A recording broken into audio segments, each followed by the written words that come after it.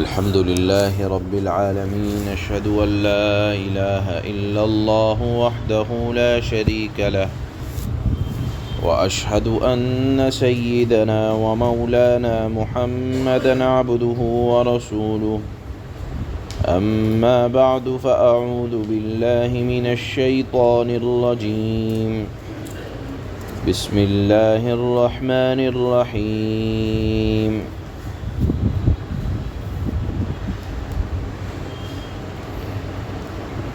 لقد خلقنا الإنسان في أحسن تقويم ثم رددناه أسفل سافلين إلا الذين آمنوا وعملوا الصالحات فلهم أجر غير ممنون فما يكذبك بعد بالدين أليس الله بأحكم الحاكمين صدق اللہ مولانا العلی العظیم۔ اللہ نے عظیم الشان چیزوں کی قسم کھانے کے بعد فرمایا تھا کہ ہم نے انسان کو بہترین صلاحیتوں، بہترین اندازے کے مطابق پیدا فرمایا ہے۔ اس کے لیے اللہ نے قسم کھائی، اور قسم بھی اللہ عظیم الشان چیزوں کی آپ نے ارشاد فرمائی، جس میں اللہ نے فرمایا قسم کھانے کے بعد کہ ایسی صلاحیتیں اللہ نے انسان کو عطا کی ہیں کہ کسی اور مخلوق کو اللہ نے وہ صلاحیتیں عطا نہیں فرمائی ہیں۔ انسان کی ظاہری خوبصورتی ہو، باطنی کمالات ہوں، عقل و فہم کی طاقت ہو، یا عقل و فہم کو استعمال کرنے کے لیے جو اللہ نے ہمیں 6-7 فٹ کا بہترین جسم عطا فرمایا ہے، کہ ان ظاہری اور باطنی خوبیوں کے استعمال کرنے کے لیے اللہ نے بے مانگے جو جسم عطا کیا ہے، اگر اس کی خوبیوں پر لوگ لکھنا چاہیں تو ساری زندگیاں چلی جاتی ہیں ریسرچ کرتے کرتے، لیکن اس کے کمالات کی انتہا تک لوگ نہیں پہنچ پاتے کہ اس جسم کے اندر اللہ نے کیسے کیسے کمالات کو محفوظ کر رکھا ہے۔ اور سب سے بڑا کمال یہ ہے کہ اللہ نے ہر جسم کو اور جسم کے اندر جو صلاحیتیں رکھی ہیں ان کو فطرت سلیمہ پر پیدا فرمایا ہے۔ چنانچہ اللہ نے فرمایا فطرت اللہ التی فطر الناس علیہا لا تبدیل لخلق اللہ، کہ اللہ تعالیٰ کی دی ہوئی فطرت کا اتباع کرو جس پر اللہ تعالیٰ نے لوگوں کو پیدا کیا، اور اللہ کی پیدا کی ہوئی چیز پر اس نے تمام انسانوں کو پیدا کیا ہے، بدلنا نہیں چاہیے۔ فطرت سلیمہ کیا ہے کہ اللہ تعالیٰ نے ہر ایک کے اندر یہ صلاحیت رکھی ہے کہ اگر وہ حق کو، سچی بات کو جاننا چاہے تو اللہ نے عقل، فہم، سمجھ، دل، دماغ رکھا ہے۔ اور فطرت سلیمہ کا مطلب یہ ہے کہ اللہ کے نبی صلی اللہ علیہ وسلم نے ارشاد فرمایا کہ ہر بچہ فطرت اسلام پر پیدا ہوتا ہے، اس کا ارد گرد کا ماحول اس کو یہودی یا نصرانی بناتا ہے یا مجوسی بناتا ہے۔ بہرحال اللہ نے ظاہری خوبصورتیوں سے بھی مالا مال فرمایا، اور باطنی کمالات یعنی ہر ایک کے اندر وہ صلاحیتیں رکھی ہیں کہ وہ آدمی ان صلاحیتوں کو استعمال کر کے صحیح، سیدھا، سچا، اللہ تک پہنچنے والا راستہ، خالق و مالک کی پہچان ان صلاحیتوں کے ذریعے سے کر سکتا ہے۔ اب جب اللہ نے جسم بھی دیا، ظاہری خوبصورتی بھی دی، باطنی کمالات بھی دیے، تو دیکھیے اللہ نے یہ بے مانگے صلاحیتیں عطا فرمائیں، تو اب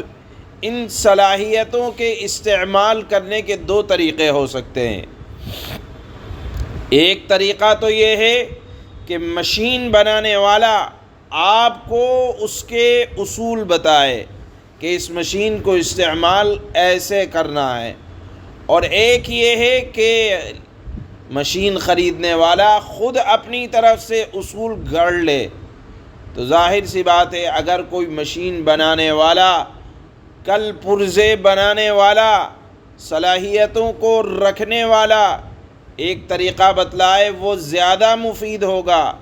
بنسبت اس کے کہ مشین کو لینے والا خود اپنی طرف سے اپنی عقل سے کوئی اصول متعین کر لے، تو وہ اس مشین کو خراب کر دیں گے۔ یہی حالت ہے۔ اللہ نے جسم دیا، ظاہری اور باطنی کمالات دیے،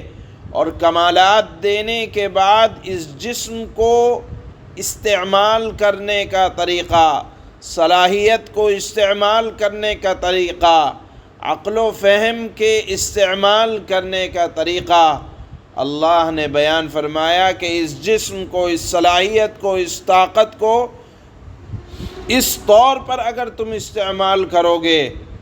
تو تمہارا مقام بڑا اونچا ہوگا، اور اگر ان صلاحیتوں کو بیکار جگہ میں استعمال کرو گے تو اللہ نے فرمایا پھر ثم رددناہ اسفل سافلین، اگر تم اپنی عقل سے، اگر تم اپنے بنائے ہوئے اصول پر زندگی گزارو گے تو اللہ نے فرمایا پھر ہم نے اس کے اعمال بد کی وجہ سے اس کو نیچے کے درجے میں پھینک دیا۔ یعنی صلاحیتیں دیں، استعمال کرنے کی طاقت بھی دی، لیکن استعمال صلاحیتوں کو غلط طریقے پر کیا، جسمانی ساخت کی قدر نہ کی، اپنی طاقت و قوت کو غلط راستے پر لگایا، تو اللہ نے فرمایا کہ ہم انسان کو اس درجے پھینک دیتے ہیں کہ وہ جانور سے بھی گیا گزرا ہو جاتا ہے۔ ہاں اگر انسان اپنی صلاحیتوں کو اللہ کے قانون کے مطابق گزارے گا تو اللہ نے فرمایا الا الذین آمنوا وعملوا الصالحات، جو ایمان اور اعمال صالحہ کے ساتھ اس جسم کو استعمال کرے گا فلہم اجر غیر ممنون، تو ان کے لیے ایسا اجر ہے جو کبھی ختم نہ ہونے والا ہے۔ یعنی اللہ تعالیٰ ان کو اپنی ایسی عنایات سے آخرت میں نوازے گا، جو اس جسم کو اللہ کے بتائے ہوئے بنائے ہوئے قانون کے مطابق گزاریں گے، استعمال کریں گے، اس مشین کو، سرکاری مشین کو، اس جسم کو اللہ کے قانون کے مطابق گزاریں گے۔ اللہ نے فرمایا فَلَهُمْ أَجْرٌ غَيْرُ مَمْنُونَ، ایسی عنایتوں سے اللہ نوازیں گے کہ جن کا سلسلہ کبھی ختم نہ ہوگا۔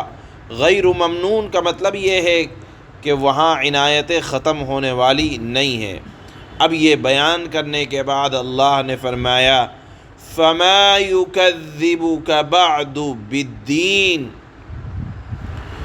جو نہ آخرت کو مانتے ہیں نہ جزا اور سزا کو مانتے ہیں، اللہ ان کو خطاب کر کے کہتے ہیں اے انسان، کون سی چیز تجھ کو قیامت کے بارے میں منکر بنا رہی ہے؟ تو دیکھ رہا ہے بچپن ملا، جوانی ملی، بڑھاپا ملا، صحت ملی، تندرستی ملی، بالآخر استعمال کرتے کرتے آدمی اپنی زندگی کے آخری مرحلے پر پہنچ گیا کہ نہ اب صحت ہونے والی، نہ زندگی ملنے والی، زندگی ختم ہو گئی، اور ہم یہ سلسلے کو دیکھ رہے ہیں کہ ایک آ رہا ہے، ایک جا رہا ہے۔ کل جہاں خوشیاں تھی آج وہاں غم کے آثار ہیں، تو اللہ فرماتے ہیں کہ یہ دنیا کی زندگی بھی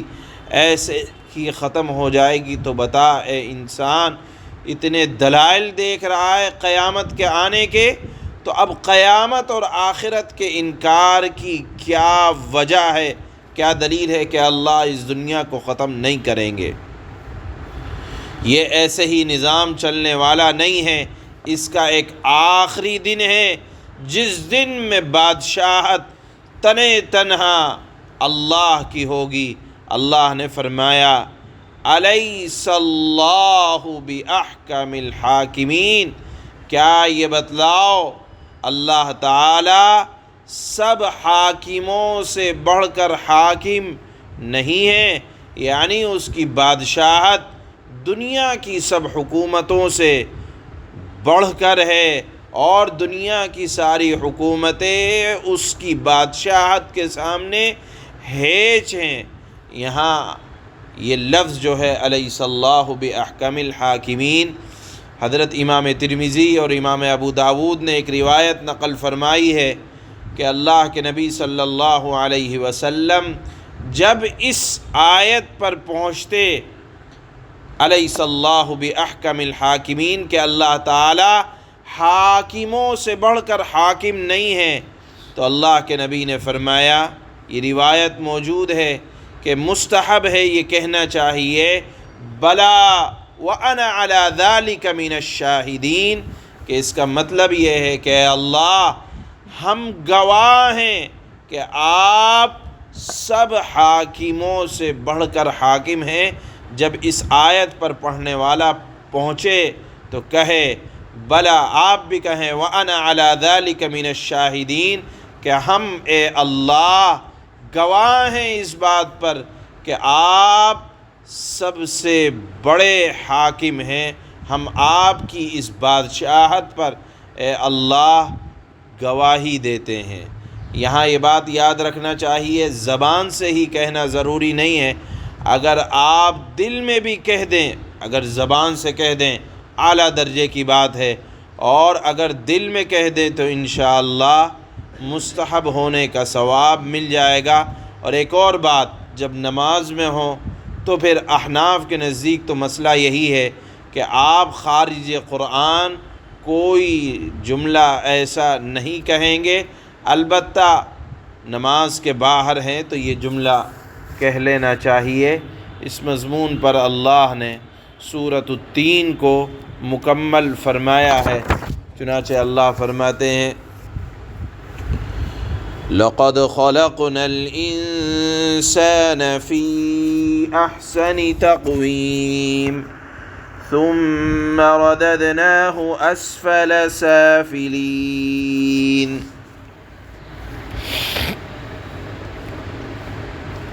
ہم نے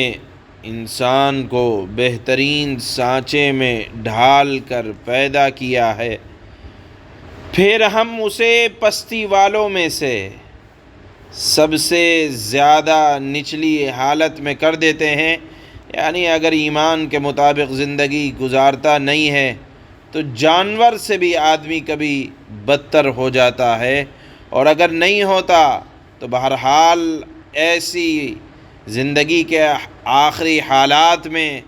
اس حد تک گر جاتا ہے کہ اللہ کے نزدیک اس کی کوئی حیثیت نہیں رہتی۔ لیکن اس کے مقابلے میں جو لوگ وہ ہیں جنہوں نے اللہ کے بتائے ہوئے قانون کے مطابق اس جسمانی ظاہری نعمتیں اور باطنی نعمتوں کو استعمال کیا، ان کے بارے میں اللہ فرماتے ہیں إِلَّا الَّذِينَ آمَنُوا وَعَمِلُوا الصَّالِحَاتِ فَلَهُمْ أَجْرٌ غَيْرُ مَمْنُونٍ۔ ہاں، وہ لوگ جو ایمان لائے، یا سوائے ان لوگوں کے جو ایمان لائے اور انہوں نے نیک عمل کیے، تو ان کو ایسا اجر ملے گا جو کبھی ختم نہ ہوگا۔ فَمَا يُكَذِّبُكَ بَعْدُ بِالدِّينِ، اے انسان پھر وہ کیا چیز ہے جو تجھے جزا اور سزا یعنی قیامت کے دن کو جھٹلانے پر آمادہ کر رہی ہے۔ الیس اللہ باحکم الحاکمین، کیا اللہ سارے حکمرانوں سے بڑھ کر حکمران نہیں ہے؟ یقیناً اللہ ہی کی ذات ہے، اور ہم اس پر گواہ ہیں کہ اللہ ہی کی ذات سب حاکموں سے بڑھ کر اللہ کی ذات کی حکمرانی ہے۔ سبحان اللہ۔